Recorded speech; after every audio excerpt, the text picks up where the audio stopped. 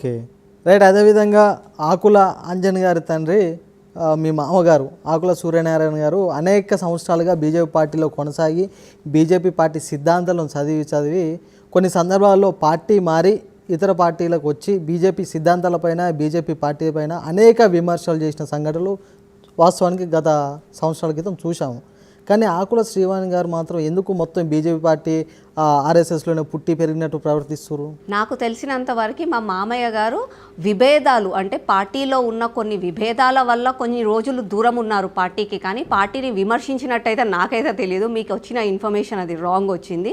మా పార్టీలో మా మామయ్య గారు ఆకుల లక్ష్మీనారాయణ గారు శిశు మందిర్ స్కూల్ స్థాపించి 1990లోనే బీజేపీ పార్టీకి ఒక ప్రెసిడెంట్గా ఉండి ఈరోజు ఆర్ఎస్ఎస్ ఇంత బలంగా ఈ ఏరియాలో ఉంది అని అంటే తన ఆస్తులను కూడా పిల్లల కోసం అని చెప్పి ఓపెన్గా ఇంటికి వచ్చిన తర్వాత మా అత్తయ్య ఏం చేశావు అని అంటే అక్కడ ఉన్న ప్లాట్ రాసిచ్చి వచ్చేసానని చెప్పారు.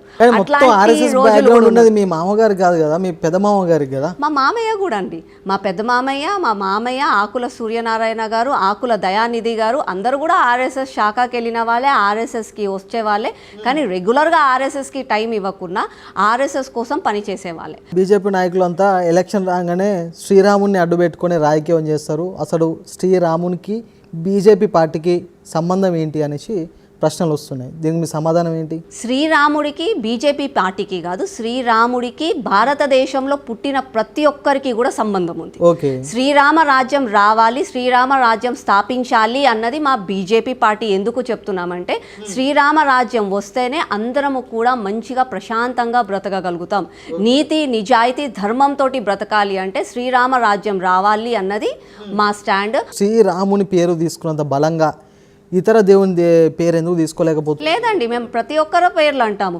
బంబంబోలే అంటాము, కాళికామాత గురించి మాట్లాడతాము, అమ్మవార్ల గురించి మాట్లాడతాము, శివుడి గురించి చెప్తాము, వెంకటేశ్వర స్వామి గురించి చెప్తాము, కృష్ణుడి గురించి చెప్తాము, అలాగే రాముడి గురించి చెప్తాం.